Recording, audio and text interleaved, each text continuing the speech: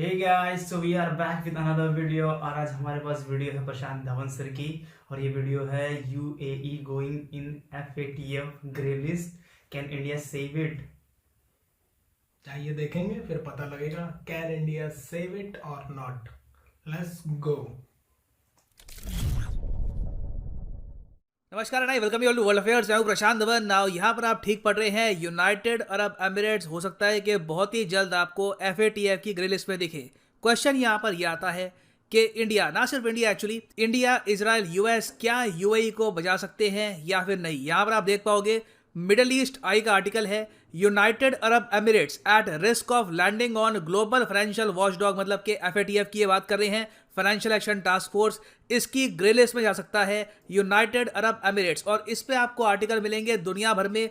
ये जो रिपोर्ट है सबसे पहले पब्लिश करी थी ब्लूमबर्ग ने, और इन्होंने यहाँ पर ये क्लेम किया है कि ओवर द इयर्स बहुत से डॉक्यूमेंट्स पब्लिश हुए हैं जो ये क्लेम करते हैं कि यूनाइटेड अरब एमिरेट्स के थ्रू बहुत ही बड़े स्केल पर टैक्स की चोरी हो रही है। तो इवेंचुअली आज नहीं तो कल, देखो अब मैं ये नहीं कह रहा कि अभी जो फरवरी में जो मीटिंग होगी उसमें ही ये डाल देंगे यूएई को ग्रे लिस्ट में, मगर पॉसिबिलिटी है कि इस साल या अगले साल यूएई आपको दे सकता है एफएटीएफ की ग्रे लिस्ट में। और अभी के लिए आप अगर देखो तो ये सब देश आपको मिलेंगे in the grey list. Pakistan तो ऑफ कोर्स यहाँ पर है ही सदाबहार एफएटीएफ मेंबर।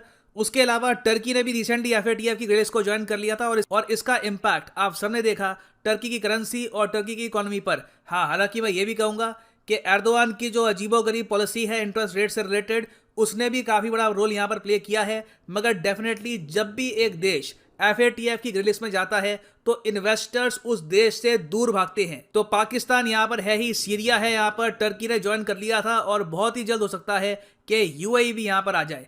नाउ डिस्कस करते हैं इस टॉपिक को, मगर आगे बढ़ने से पहले आपसे क्वेश्चन पूछूंगा। क्वेश्चन यहां पर यह है कि एफएटीएफ प्लीनरी, ये आप कह लीजिए एफएटीएफ की डिसीजन मेकिंग बॉडी है। आपको ये बताना है कि एफएटीएफ की डिसीजन मेकिंग बॉडी साल में कितनी बार मीटिंग करती है। ये इनका एक फिक्स नंबर होता है, हर साल सेम कैलेंडर निकलता है इनका। तो आपको बताना है कि साल में इनकी कितनी मीटिंग होती है, 5, 2, 3 या फिर 9। कमेंट सेक्शन में करिए उत्तर, सही आंसर मैं आपको दूंगा वीडियो के एंड में। ना पहली बात तो यहाँ पर आप ये पूछेंगे, मगर एफएटीएफ की जो ग्रे लिस्ट है ये तो उन देशों के लिए होती है जो आतंकवाद को फाइनेंस करते हैं, तो क्या यूनाइटेड अरब एमिरेट्स भी ये सब कर रहा है? देखो मुझे यहाँ पर खुद को सेफ रखने के लिए ये बोलना पड़ेगा कि अभी तक हमको इसके बारे में कोई जानकारी है नहीं कि यूएई किसी आतंकवादी संगठन को सपोर्ट कर रहा है या फिर उसको फाइनेंस कर रहा है, नंबर 1। नंबर 2, देखिए एफएटीएफ काफी बार उन कंट्रीज को भी ग्रे लिस्ट में रख चुका है जिनका किसी आतंकवादी ग्रुप से डायरेक्ट रिलेशन नहीं होता, मगर वहां पे मनी लॉन्ड्रिंग होती है, वहां पे काले धन को इलीगल तरीके से, गलत तरीके से वाइट मनी में कन्वर्ट किया जाता है। अब यहां पर आप सोच कर देखिए, जहां पर मनी लॉन्ड्रिंग हो रही है तो कल को वो पैसा हो सकता है कि कोई आतंकवादी ग्रुप भी यूज कर ले, क्योंकि इवेंचुअली वो पैसा जाएगा गलत हाथों में। तो एफएटीएफ काफी बार उन कंट्रीज को भी दंडित करता है जो डायरेक्टली तो किसी टेरर फाइनेंसिंग में इन्वॉल्व नहीं है, मगर वहां पे मनी लॉन्ड्रिंग का इशू है, टैक्स चोरी वहां पर बहुत ही बड़े स्केल पर की जा रही है। अब यूनाइटेड अरब एमिरेट्स को आप अगर देखो, बहुत ही यूनिक कंट्री है। जिस तरीके से इंडिया में आपको पता होगा सेंट्रल गवर्नमेंट टैक्स लगाती है, वैसे यूनाइटेड अरब एमिरेट्स में जो इनकी सेंट्रल गवर्नमेंट है ना, ये ना के बराबर टैक्स लगाती है, एक्सेप्ट ऑन ऑयल कंपनीज और फॉरेन बैंक्स। उसके अलावा कोई भी कंपनी हो, आप टॉय मैन्युफैक्चरर हो, आप यहाँ पे बुक्स पब्लिश करते हो, नो सेंट्रल टैक्स। हाँ, इनके जो ये वेरियस एमिरेट्स हैं जैसे कि अबू धाबी, दुबई, वेरियस और जो इनके एमिरेट्स हैं, आप कह लीजिए जो इनकी स्टेट्स है, वहां पर इनके टैक्स हो सकते हैं लोकल लेवल पर, मगर वो भी यूजुअली ना के बराबर होते हैं। घूम फिर के यूएई सिर्फ लगाता है वैट, वैल्यू एडेड टैक्स, वो भी सिर्फ 5%। तो one of the lowest tax in the world आपको मिलेंगे यूनाइटेड अरब एमिरेट्स में। उस वजह से क्या हुआ है ओवर द ईयर्स कि जो भी मेजर कंपनी है जिसको बिजनेस करना है वेस्ट एशिया में, इवन गल्फ में बिजनेस करना है, कल को इंडिया पाकिस्तान में बिजनेस करना है, तो उन्होंने अपने जो हेडक्वार्टर्स हैं वो बना रखे हैं यूनाइटेड अरब एमिरेट्स में, क्योंकि टैक्स ना के बराबर पे करना होता है आपको। अब हिस्टोरिकली देखा गया है कि जिस देश में टैक्स बहुत ज़्यादा कम होता है वहां पर धीरे धीरे मनी लॉन्ड्रिंग भी स्टार्ट हो जाती है, क्योंकि सिंस टैक्स अथॉरिटीज कंपनीज के पीछे इतना पड़ती नहीं है, लोगों को इतना हरास करती नहीं है, तो धीरे धीरे लोग यहाँ पर सोचते हैं कि नकली कंपनी भी बना लो, यहाँ पर बाहर से घूम फिर के किसी और देश से गुमनामी का जो पैसा आया है वो भी एक कंपनी में डाल दो और दिखा दो कि ये जी हमारी इनकम हुई है, और टैक्स तो आपको पे करना नहीं है उस पर। तो इसलिए देखिए बहुत सी इस पर रिपोर्ट छप चुकी है। रिसेंटली 2021 में टैक्स जस्टिस नेटवर्क, जो एक यूनाइटेड किंगडम बेस्ड ग्रुप है, इन्होंने एक रिपोर्ट पब्लिश करी थी, उसमें यह कहा था कि आज के समय यूनाइटेड अरब एमिरेट्स है among the world's fastest growing tax haven, और अगर इसका कुछ किया नहीं गया तो बहुत ही बड़े स्केल पर मनी लॉन्ड्रिंग का एक देश बन जाएगा यूएई। ऑलरेडी एस्टिमेट किया जाता है कि कई बिलियंस ऑफ डॉलर्स गलत तरीके से यहाँ पे लॉन्डर हो चुके हैं।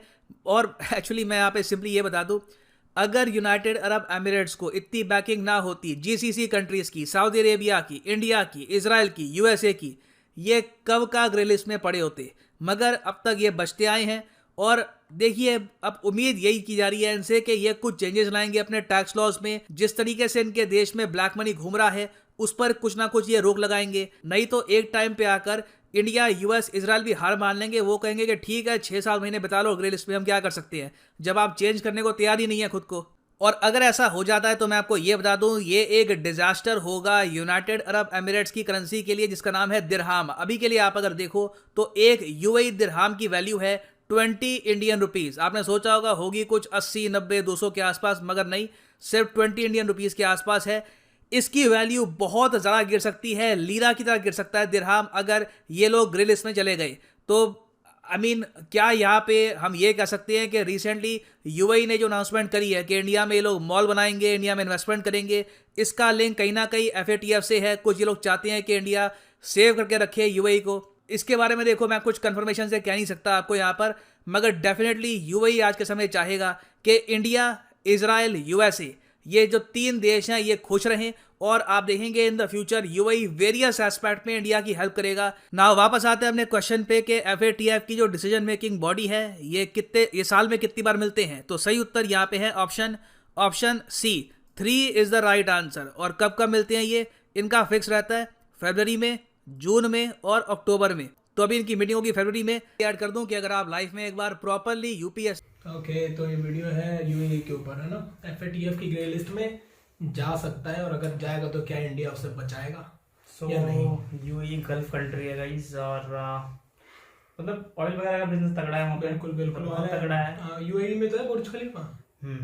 जिकरदा दिला दो तेनू बुर्ज खलीफा, इमारत ग्रुप इंडिया का ही है। एग्जैक्टली। और इन्होंने ही यूएई ने प्रॉमिस किया इंडिया को कि they gonna build a mall largest in Jammu and Kashmir 5 lakh square kilometre, 5 square feet. हाँ गलत बोल दिया, गलत। हाँ, और 5 लाख स्क्वायर फीट है। मतलब ये बेसिकली क्या है कि गाइस यूएई पे मतलब इसलिए going in FATF, that is financial action task force, इसके लिस्ट में इसलिए जा रहा है क्योंकि वहाँ पे मतलब गलत तरीके से लोग मनी लॉन्ड्रिंग वगैरह करते हैं, मतलब पैसा का जो लेन देन होता है वो गलत तरीके से करते हैं, मतलब तो उसकी वजह से हो रहा है एक तरीके से। क्योंकि और हो सकता है कि भाई वो इनडायरेक्टली फंडिंग कर रहा हो, कुछ भी हो सकता है। इसलिए सर ने कहा कि अभी मैं क्लियरली कुछ बोल नहीं सकता, क्योंकि इनके इतने सारे व्यूअर्स हैं, तो गलत इन्फॉर्मेशन जनरेट नहीं करनी चाहिए जब तक कुछ भी सोर्स आपका क्लियर ना हो। पर एफएटीएफ जो है जनरली वो यही करता है कि जो कंट्री टेरर फाइनेंसिंग करती है, जैसे पाकिस्तान है सदाबहार मेंबर, पाकिस्तान का नाम आती है मेरे अंदर आग लग जाती है, खैर छोड़ो। तो सदाबहार मेंबर है इनका वो है, और अभी इनका बेस्ट फ्रेंड टर्की भी आया है, और टर्की की ही करेंसी है लीरा, जिसकी ये बात कर रहे थे, उसका काफी क्रैश हो गई है, काफी उसकी वैल्यू गिर गई है। और पाकिस्तान के तो क्या कहने भाई, क्या ही कहने, उनकी करेंसी तो 200 पार करेगी, सभी बोल रहे हैं जितने भी बड़े एक्सपर्ट्स हैं। तो ये 2 हैं, और इनको ज्वाइन अगर यूएई करेगा तो एक तो यूएई की इकोनॉमी के लिए बहुत ही बड़ा खतरा। यूएई जिसको काफी टफ कंपटीशन मिलता है सऊदी अरेबिया से, बहुत पीछे चल जाएगा उनसे। हाँ, UAE, Saudi Arabia, gulf country में यही इनके नाम है काफी, क्योंकि both are oil supplier to the country, to the whole world actually. GCC के ग्रुप मेंबर्स हैं, इंडिया के साथ रिलेशन अच्छे हैं, इजराइल के साथ हैं। अभी क्वाड बना एक वेस्टर्न वर्ल्ड का, जिसमें अमेरिका, यूएस, इंडिया और इजराइल है शायद। ओ सॉरी, नहीं यही है शायद, इसमें ये भी यूएई भी है, तो उसके भी मेंबर है। तो ये यही इसीलिए क्या पता इसलिए अनाउंसमेंट की उन्होंने कि हम इंडिया में भैया बनाएंगे तुम्हारे जम्मू कश्मीर में, ताकि इंडिया जो है थोड़ा इन्हें कोशिश करे बचाने का एफएटीएफ की ग्रे लिस्ट में जाने से। क्योंकि अगर कोई भी कंट्री एफएटीएफ की ग्रे लिस्ट में जाती है तो बहुत ही बुरा असर आता है। जो बाकी कंट्री होती है वो ट्रेडिंग वगैरह बंद कर देती है, वहाँ से बिजनेस करना बंद कर देती है, इन्वेस्टमेंट्स आने काफी कम हो जाते हैं। और ये एक इसके ऊपर भी एक लिस्ट होती है एफएटीएफ की, जिसे हम ब्लैक लिस्ट कहते हैं, वो एकदम ही बंद हो जाता है फिर रास्ता। और जहाँ जिस देश में पैसा नहीं होगा, जाहिर सी बात है पैसे की दुनिया है, और पैसा आता है ट्रेडिंग से, दूसरी कंट्री से इंपोर्ट एक्सपोर्ट से पैसा बहुत। मुझे उम्मीद है कि भाई कर सकते हैं, ग्रे लिस्ट में डाल भी सकते हैं, क्योंकि अगर पकड़ा इन्हें तो भाई गलत काम किया होगा कुछ जरूर, इतना पैसा उस देश में, आप देख रहे हो कितनी बड़ी इमारतें हैं सारी, कुछ नहीं था आज से 20 साल पहले, कहाँ था इतना नाम इन लोगों का। अभी बना है, कब बना बुर्ज खलीफा, कुछ साल हुए अभी। तो आप बताओ, उन्होंने अब इंजीनियरिंग इंफ्रास्ट्रक्चर्स खड़े करके अपने देश में ऐसे ऐसा किया, और ना के बराबर सर बता रहे थे कि टैक्स लगता है कंपनीज में, 5% वहाँ वैट लगता है। और शेल कंपनियां लोग बना के, नकली कंपनियां सिर्फ जो कागजों में रन करती हैं, क्योंकि उसके थ्रू ऐसा कहना है सरकार की मनी लॉन्ड्रिंग हो सकती है कि ऐसा होता हो, इसीलिए वॉच लिस्ट में शामिल किया अभी। कैसे कहते हैं बिलियंस ऑफ डॉलर्स का हेरफेर होता है वहाँ पर। बिल्कुल होता होगा भाई, फेक कंपनीज बना के वो लोग टैक्स वगैरह पे करना होता नहीं है। और क्या, यहाँ से मान लो इंडिया की कोई बंदा है, वो ब्लैक मनी उसमें बहुत सारी है, उसने किसी और रास्ते से वहाँ पे उनकी कंपनी में पैसा इन्वेस्ट किया, ठीक है, और ब्लैक मनी को सीधा वाइट कन्वर्ट, वहाँ से कुछ पैसा उन्होंने रखा, कुछ हमें दे दिया, आ गया हमारे पास, लीगल तरीके से आ गया वो। ब्लैक और व्हाइट मनी एक्चुअली में क्या होता है, जो पैसा इसका रिकॉर्ड ना हो वो है ब्लैक मनी, और जिसका रिकॉर्ड है वो व्हाइट मनी। अब शिवाजी द बॉस मूवी है ना, उसमें कहता है कि काला धन काला नहीं होता, इसका मतलब ये है काला धन काला नहीं होता देखने में। तो ये था असली मतलब, और वो तो वक्त बताएगा अब यूएई एफएटीएफ की ग्रे लिस्ट में जाता है कि नहीं। बाकी पाकिस्तान तो भगवान करे ब्लैक लिस्ट में जाए, दिल से इच्छा है मेरी, जिस दिन गया वो ब्लैक लिस्ट में, उस दिन मैं लाइव आऊंगा यहाँ पे। तो मेरी तो उम्मीद है कि भैया जाए वो, जिस हिसाब से वो चल रहे हैं, और इतना आगे जाए कि दुनिया में ही ना रहे, बहुत आगे, बहुत तरक्की करें वो लोग। बाकी नई वीडियो में मिलेंगे हम आपके साथ, और तब तक के लिए सर के लिंक मिल जाएगा आपको डिस्क्रिप्शन में, लाइक करें, फॉलो करें, और हमें भी सब्सक्राइब कर दें भाई, दबा दो घंटी भाई। और मिलते हैं आपको नेक्स्ट वीडियो में, till then take care, bye.